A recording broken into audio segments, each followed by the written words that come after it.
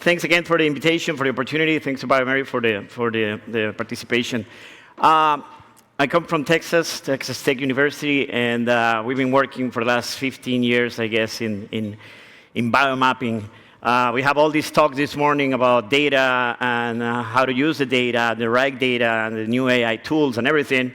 We actually generate the data. So what we do as a research university, we have the International Center for Industry Excellence, and we work with industry to develop data so that we can understand the process itself. I call it a diagnostics of what's happening, kind of like when you go to a doctor, what is the diagnostics of my plant, and how I develop this sampling program that I want to run the whole year to complement my food safety management plan. So all those signals that we were talking before, all those things are supposed to be trapped if we design a biomapping program properly. So I call it evolution because if we think about risk, use the Trojan horse analogy because we're thinking about taking products to the home, and then those soldiers called salmonella, unfortunately, go down into the kitchen. And how do they get handled in the kitchen? That tends to be the problem. So the less the soldiers that we get in a product, the less the risk is going to be for the consumers. So I call it biomapping evolution. We're applying it to animal protein, beef, pork, and chicken, but it applies to everything. We've done some biomapping on produce, contained environments. There's possibilities on dairy facilities and so forth. And I call it an evolution because we are in that evolution, United Changes, and we capture all those stages of food safety evolution from canning processes where we used to capture time and temperature and pressure on the systems all the way to prerequisites, HACCP, for identifying hazards themselves, integration from farm to table, where we can not only do HACCP at the plant, but you have to understand where your product is coming from, what it's coming with, and where is it going, and what does it end up with during the distribution chain. But then we also added management systems. We talk about that. I mean, all the exhibitors are talking about management systems, private certification systems, the schemes that we have to certify, the requirements and specifications from suppliers, and so forth. Then we added the concept of risk. And risk analysis framework came in. It's part of the regulatory process. Probably they're going to talk about that in the regulatory track in the session here. But now we're evolving into new things, which is culture and humans and the soft skills and how everything depends on humans. We heard that in the morning. So the human side comes into play. And culture and behavior and so forth is key for the process to work. We talk about the recalls that were caused with some human error. So now we have this big corporate food safety, which has all this data generated, all these programs, all these platforms that need integration. And the opportunity now is that we have tools for playing with this. And I call it smart food integrity because it's beyond food safety. Integrity means doing the things the right way, doing the things properly, transparently, so that we can get to the consumers properly. And one of those options is biomapping, which is what we do. So where does biomapping come into play into a food safety management system? We are looking at the food safety programs from the top. Remember when we were in school, we were talking about Venn diagrams and so forth. So we have these prerequisites that were required. Pretty much all the governments have put some type of prerequisites, good manufacturing practices, or best hygiene practices in their systems. They include human, personal hygiene, pest controls, all these programs that we have that we've been told always when we look at a pyramid that if we don't have those, then HACCP and all these management systems don't work. So, but then we also have some preventive controls, and that has been kind of the evolution where we have supply chain controls. If our raw materials have a problem, then we end that in the product, and then they get maximized into our process. So supply chain controls, preventive controls are key to my product. If we're looking at animal protein, pre-harvest and contamination at the farms, at the production site, are the key things that I'm going to be looking at.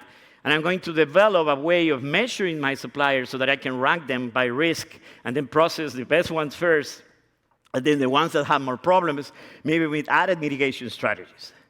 Then we also have sanitary dressing procedures in the animal protein world.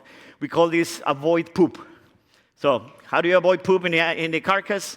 Because unfortunately, they come from animals, and they naturally have poop on the outside, feathers or hides, or on the inside in the intestinal tract. And during the process, everything we do can transfer that contamination from the outside on the inside to the meat that we have. And that's one of our problems. So we develop statistical process control, and then we measure these log reductions through biomapping. I'm going to mention that. Our sanitation controls are part of our cleaning and disinfection of the plant, but they are also part of the environment and how that environment contaminates the product. We have data here showing that if you do first shift contamination, it's much less than the second shift contamination, where you have a cumulative effect on the process. So sanitation controls become key, not only pre-operational or at the end of the day, but during the day when you want to keep control of your process. But you only see that if you biomap and enviromap your system. So you need to validate pathogen control strategies. If you are allowed to use disinfectants for carcasses, use those as a way of applying that control. And then all of these things tend to be managed by operational parameters that we need to track. Concentration of disinfectants, time, temperature of different processes. So we need to develop a way of capturing that data and then connecting that information to the microbial data that we can generate through biomapping. So with all these prerequisites connected, we develop our food safety plan. So now we're doing our HACCP. The engine for a HACCP is the hazard analysis, where we're going to look at hazards, but with a risk-based approach. And if we look at the traditional HACCP, we will look at the steps of the process or the ingredients and raw materials, and we will make a decision if they have a hazard that is reasonably likely to occur, reasonably foreseeable, depending on the regulation that you're going to look at. And some of them may become a critical control point, some may become just a control point. And what I want you to highlight here is that notice that some of these prerequisite programs, they have a lot of the prerequisite part, but then a portion of that could become either a control point or a critical control point into my HACCP plan. And that's how I'm going to defend my plant. Once I define my critical control points and my preventive controls, then I'm going to manage those. And to manage those, I have to develop critical limits. We're going to monitor those critical limits, and part of that could be a biomapping structure in your process. Because you're going to generate data on a daily basis, and you're going to look at that compounded throughout months of operation. Based on that biomapping, you can apply a correction to some processes or corrective actions in some process when the product is compromised. And all this has to be verified somehow. Biomapping data can allow you to do that. And then you can accumulate the biomapping data that you develop throughout the year to validate your processes and to validate your HACCP plan. So it's connected. It's not an extra thing to do. It's just a better way, or organized way to do things. And of course, at the end, you need to reassess annually or every 3 years, depending on the regulation, and document, record, proof that you have it, that is working. So another part of that is recalls. We talk about that. If you couldn't prevent everything with this structure, then at least prevent exposure to the consumers once you know the problem is there. And a biomapping can probably tell you this if you get the data after the product has been shipped, and then you generate this test and hold type culture if your product allows it. Unfortunately, for meat and poultry, we tend to have fresh products with very perishable. We're not going to be able to have that luxury. But nothing of this works unless you have trained individuals on this, and everybody involved with culture, with behavior to make it work. So once I explain this, let's see some of the application into what engineers call the DMIC cycle, or the continuous improvement cycle. So again, we're trying to reduce the salt that's going into the kitchen, into the restaurant, into the plate of the consumer when it's eating. That's the risk part. So we call it DMIC, continuous improvement, and it starts with measuring things, with defining things. What is my hazard? What is my CCP? What is my risk associated with the hazard? And what is my regulation or my internal performance standard, performance objective that I want to implement in my process? So I'm going to have a metric that I want to compare my data to it. Then we're going to measure it. And this is where biomapping comes into play. You're going to measure product. You're going to measure environment. You're going to look not only at the presence or absence of the hazard, the pathogen, for example, but also quantification methods. And there's exhibitors showing quantification technologies to determine if the pathogen is there at high levels versus low levels in my process, and which types of pathogen are high pathogenicity or not. Once you do that, you analyze the baseline. I'm going to talk about that today, time permitting, where we're going to look at the root cause of some of the things. If I see a spike in my biomapping data, then I know that there's a root cause for it. I trigger an investigation to it and try to understand it. I develop a mitigation strategy for that problem, and then I'm going to see if I can implement that and reduce the likelihood of that from happening again. And that is part of a management system. So we're going to look at deviations, find solutions, and then we need to implement those solutions. So that will improve the process. And that's what we call it continuous improvement. So we're going to apply a control measure that we're going to look every time. We're going to look at interventions or mitigation strategies, and we need to validate that those are really giving me the value that it should. Is it worth it to pay for this disinfectant of a carcass or not? Is it giving me the log reductions of the organism that I'm looking for? And once you have that, then you need to manage it as a control system. So now you develop a statistical process control with thresholds that you need to comply with the microbial data that you're generating on a daily basis. You develop indicators of performance for your plant, thresholds, and all this needs to be managed somehow. So we need to have some kind of platform. We have one that is called Biomapper that kind of does that process. So just to explain that equation that you saw at the bottom, control of pathogens and hazards in food is a game of numbers. I'm going to put an equation, and they were saying about the entertaining presentations in the morning, so I don't want to bug you with numbers, but everything's going to be numbers here.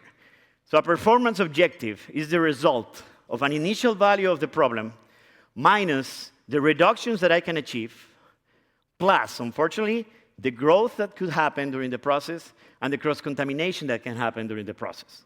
So if I understand which ones are my R's, my G's, and my C's in my system, I can prevent a lot of the HO, the initial value, I can target those performance objectives to my process. And they don't have to come from the regulation, they can come internally from my process. Why risk? Because, for example, this is from a risk assessment of salmonella in chicken, where you have on the y-axis the probability of getting sick from 0 to 100, and then at the bottom the log numbers, the number of cells of the organism that need to be ingested to make you sick. Notice that at 4 logs, you get about 50% of the people can get sick. This is a high-dose type function there. But if we are able to lower that number to 25%, to 10%, to 15%, the log numbers of the organism in the product, then now I'm reducing the risk and the likelihood of making people sick. And we can see that in the process because the way we used to look at process was presence-absence. So if I see this process, I have 18 chickens there. 4 of them are positive, so I have a percentage, 22%. Okay, that's good or bad? It depends. There's a response for every question I tell my students. So if you quantify the pathogens on each of those, you don't have a fixed value.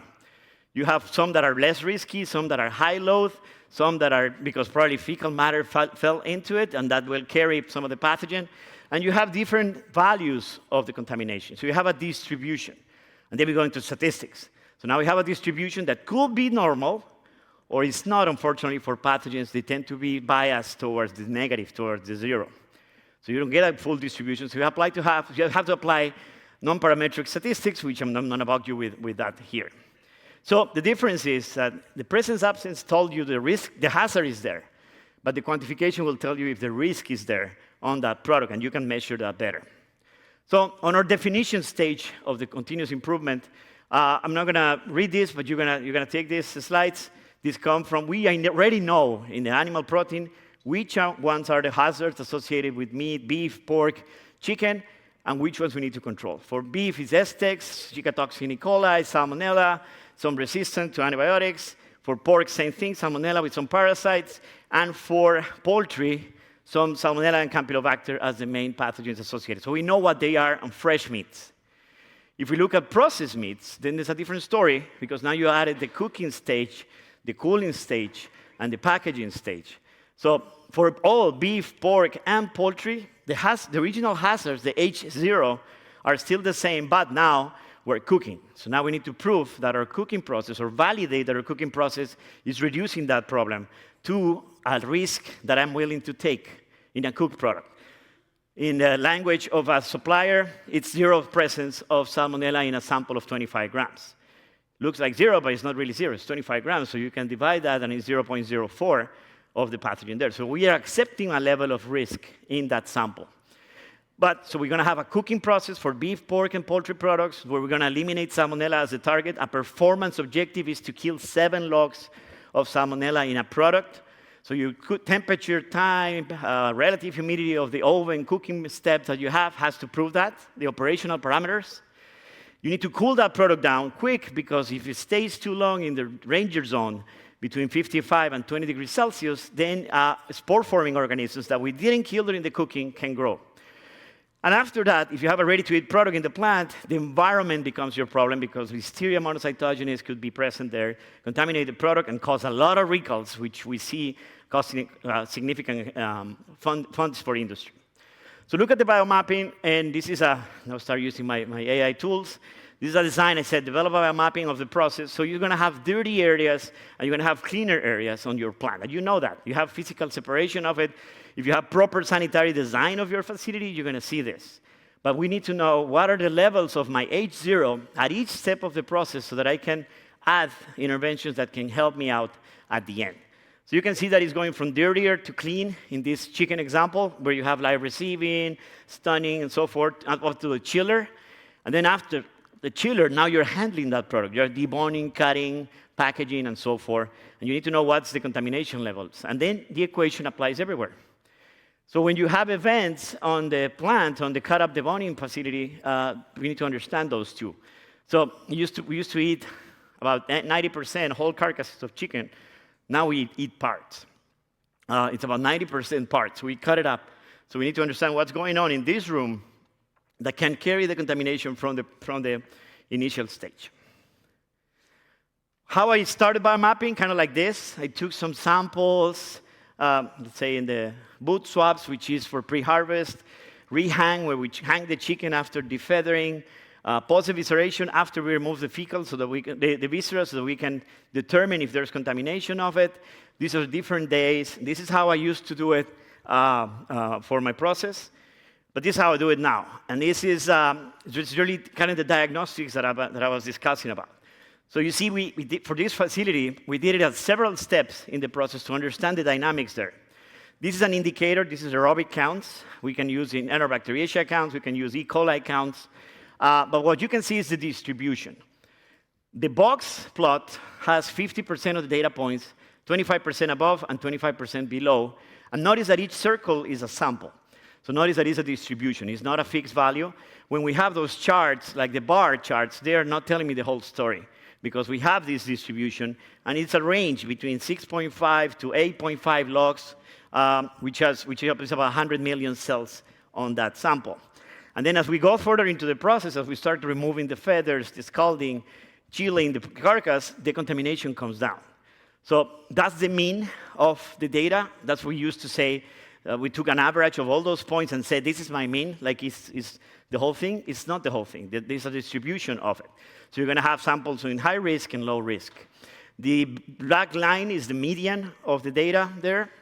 And when we start running statistics, you're going to see that some of them are significantly different, but some of them are not. So when the bird has feathers, you see that A value there. When you get into the evisceration room, you see that B value there. After evisceration, you see the C value there with the disinfection and washes of the carcasses. And after chilling, you see that D value there. So now we identify the strategic locations for taking samples for my biomapping in the process. I'm not going to do all of them anymore. I'm just going to focus on 4 out of the primary processing area of my plant. And those are going to be the ones that I'm going to. So once you design your biomapping process, you need to marry with those sampling places so that you can compare and develop your data cloud of information for your process, your diagnostics of the process. I make the joke that this process reduces 7 logs of contamination. So that's more than pasteurization, even though we're not cooking. But it's just the cleaning of the carcass. If we look at other indicators, this is EB, for example. The numbers may not be the same. The distribution may not be the same. But now it's telling us, EB, that it also has Salmonella potentially there in that group or family of organisms. So now you see the reductions. And notice that now chilling, we don't have very much there. So you need to find something that you can measure, because if you had too many negatives, you're not doing anything. What do you do with a 0? You don't do much on it. You just may feel better because you don't have much there, but you know that sometimes you're going to have events happening in your facility. So I explained this with my feather removal, my viscera removal, my carcass washing and disinfection on the carcass as what triggers that. And to show the difference between quantification versus the old-fashioned way of prevalence, this is showing you the primary processing on the left side and the secondary processing on the right side, with and without a disinfection of the part, and with and without skin, because in the case of chicken, we still eat chicken with skin. So if you do only prevalence on the right side of your scale, on the different steps that I identify at the bottom, you see that reduction, and you're saying, okay, 20% of my carcasses were positive, 31% of my wings are positive after disinfection, and 21% of my tenders are positive there. So that means 1 out of 5 is positive. Okay, so what do I do with that? Is this risky or not? You may think it's really bad. It's 1 out of 5 chickens has salmonella on the market. But if we start quantifying, then the movie changes. Because now notice that the final products, the ones that we really eat, which start in post-chill, they're really the ones there with the risk. And we saw the risk before. Remember, it was 10,000 cells? We're talking about everything below 10 CFU, every 10 colonies here. So am I protecting the public? Yes. Did I know that? Probably not when you look at prevalence. And especially if the regulation tells me that prevalence is all we need to look for. So there's changes happening as we speak. Actually, the Undersecretary for Food Safety in the US, for example, is now pushing for biomapping as a management tool for validation and for application in the industry today in a meeting that I was actually present yesterday. So this is going to happen, at least for that big market. So we have published a lot of papers on the designing of biomapping. This is for biomapping of chicken facilities. We have applied this process to beef, too. So what we did is it's a different animal, so we need to look at it differently. We also map the carcass. So we look at the areas of the carcass where contamination could be. The butt, yes, of course. It's right next to where we need to cut a hole when we're doing the process. The midline, yes, because we enter with a saw and we may cut the intestines and we may cause contamination here. The shank, which is the arms, tend to be contaminated because of gravity when contamination could fall into it. So we divided the carcass and also did the biomapping through the process on those areas to identify where my plant, my equipment, my workers, and the training that they have tend to fail the most, and how I can add mitigation strategies, train better, make the process better. So you see all these values. I'm not going to go deep into it. You have the papers to look at, but I need you to understand the process of biomapping. And you see this one in beef. This is with E. coli indicator. You have aerobic counts. You can have enterobacteriaceae counts, the different ones. And we also have a paper for beef biomapping. We also apply that for pork. And again, we need to think about the product itself. Think about this on your own product. What are the areas where it's coming from? What happens in the middle and what happens to the end? In this case, with pork, we have primary processing. Then we have trim. And then at the end, we have ground product that we're going to use for your breakfast sausage, for hotels, for restaurants, for fast food chains, the McDonald's that we were talking earlier. So all those things.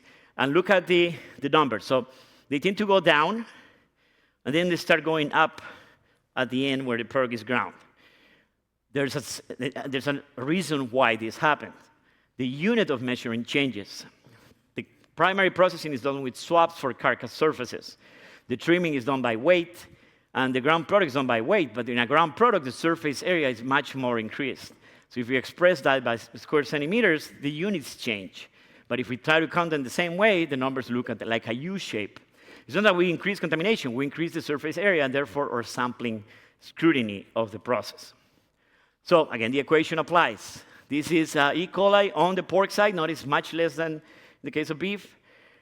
And then salmonella, with the line being the quantification of salmonella prevalence. The line, sorry, being the prevalence of salmonella in percentage, and the box being the quantification of salmonella in the product.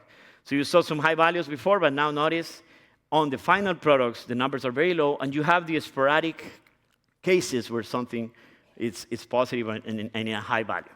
So we also have a paper for pork into it. Unfortunately, the movie cannot just stop with indicators, aerobics, and coliforms, because if we correlate all this data, looking at the bottom, salmonella quantification, and on the y-axis, an indicator quantification, there's no correlation. Sometimes you may have high contamination of an indicator, but salmonella is very low, or the other way around.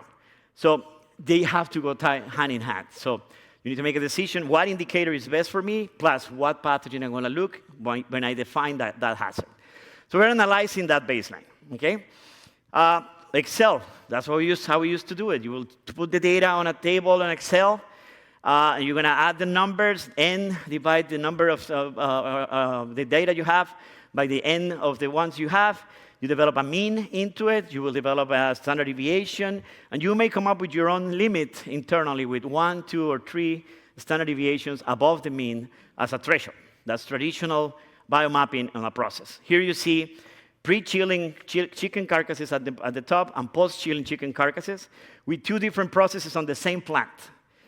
This plant was exporting to Europe, so they were not using peracetic acid as a disinfectant for carcasses Monday, Wednesday, Friday, but then they were using peracetic acid because the market was the US that allows that on Tuesday, Thursday, and Saturday. So now you see the numbers are completely different between those two, but this is Excel still.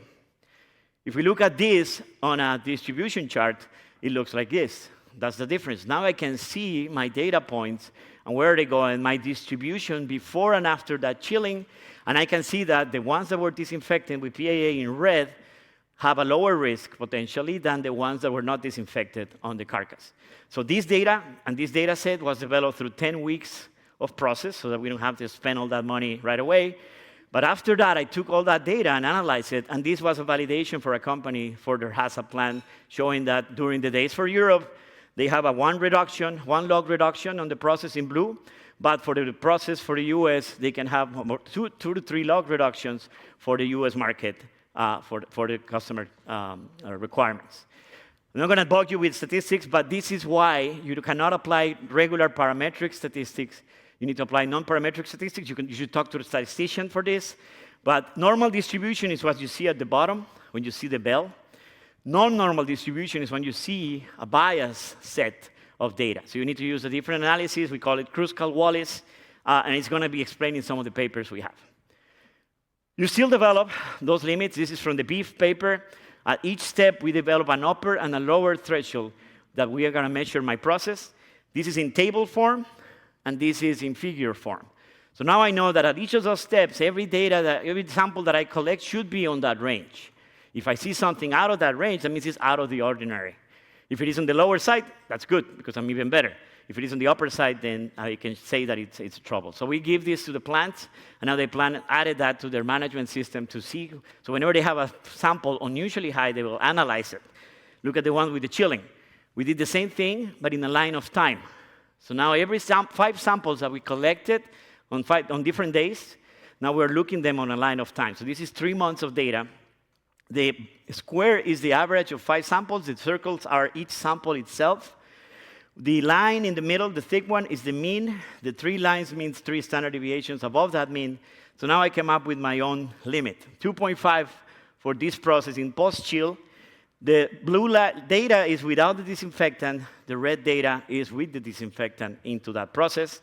And we develop a management system. So now I can go look for those boxes out of the ordinary and look for root cause analysis to find out what happened. Was this a different supplier? Was this the rainy day? Was this a really bad day for the chemical disinfectants in the plant, or the sanitation crew was changed? All these things that we need to identify. And you need to understand that you have process control and you have microbiological criteria. Microbiological criteria is on your product, pass or not pass. Process control, you're generating data for management in your facility, okay? Let's move a little quick. With prevalence, you can still do some of these things in the line of time.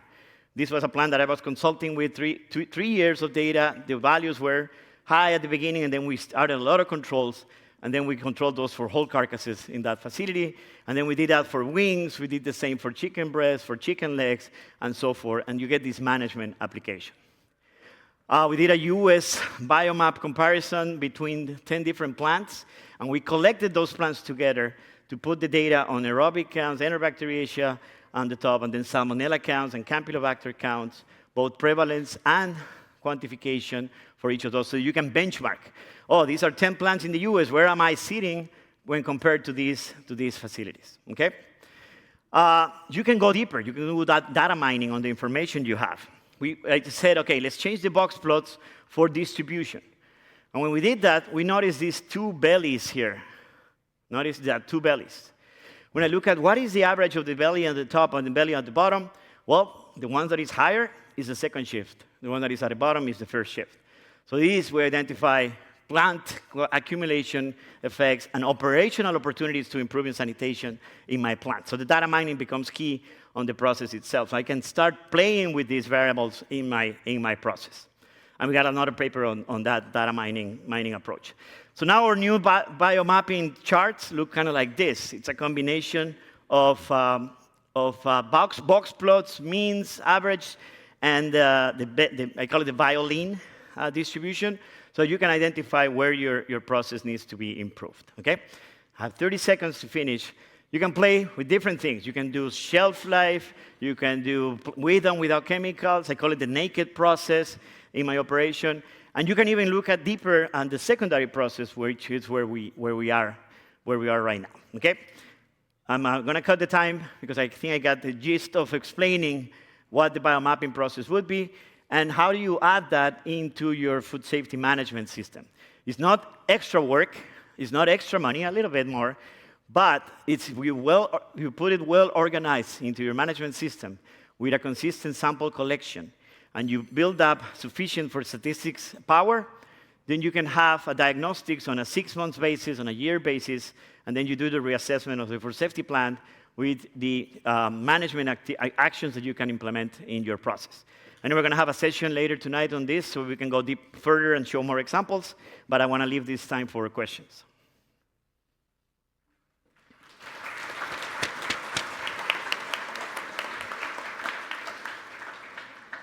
Any questions for Dr. Sanchez? Yes.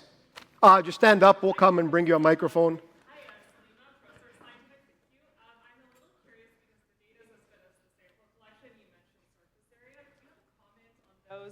I know in the U.S. they're shifting to the carcass sampling with the cloth, the sterile cloth method, like from some of the biomapping papers, we validated it's called the microtally cloth. Okay, it's a piece of cloth for beef. It has been authorized since 2 years ago. The USDA allows to use that as a sampling for trim of beef. It's applied to pork and so forth. So now, the important thing is that once you choose a sampling methodology, you need to understand it, and you keep using it. If you change methodologies all the time, then the comparability disappears. That's right. So we are, in the recommendations we provide, we kind of recommend, okay, for this you do whole carcass sampling, for this you parts composites, for this you do microtallies, and so forth. Okay. I believe that we should go more into the surface area of sampling more than the grams or the other things, because it's really where bacteria could be exposed. We take us back to that Trojan chicken or Trojan pig that we have at the beginning.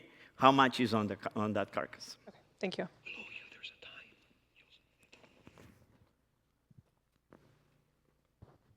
Thank you. My name is Dinesh. I work for Coca-Cola.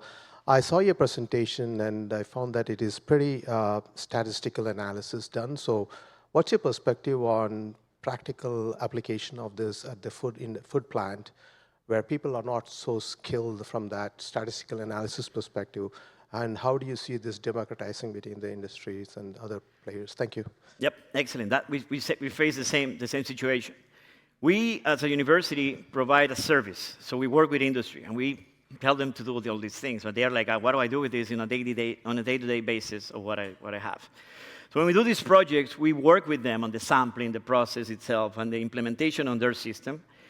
And then we do the analysis for them. We present the reports and tell them, this is your diagnostics. Here's what you could do, opportunities for improvement and things like that. But we understand that you need it for day-to-day implementation. So we develop it's called Power BI. It's any type of dashboard type system where you can get all this data organized in like a database, SQL they call it, and then upload that data whenever you get new information, and that puts it all together and develops the charts that you just saw. We call it the Biomapper. I didn't have time to show it, but we're going to talk about that later tonight, where the idea is that you have this on a daily basis, weekly basis, and then with all the toys, tools, and things that we have, you can develop an AI report telling you this week, this was where most of the problems happened, and so forth. And then at the end of the month, you can come up with this month, the worst things were this. These 6 months, this was the issue. And when you're doing your reassessment of the hazard plan, you have a very comprehensive summary of all the things where your weaknesses are. Remember, the diagnostics part. It's like the doctor sees things on your MRI.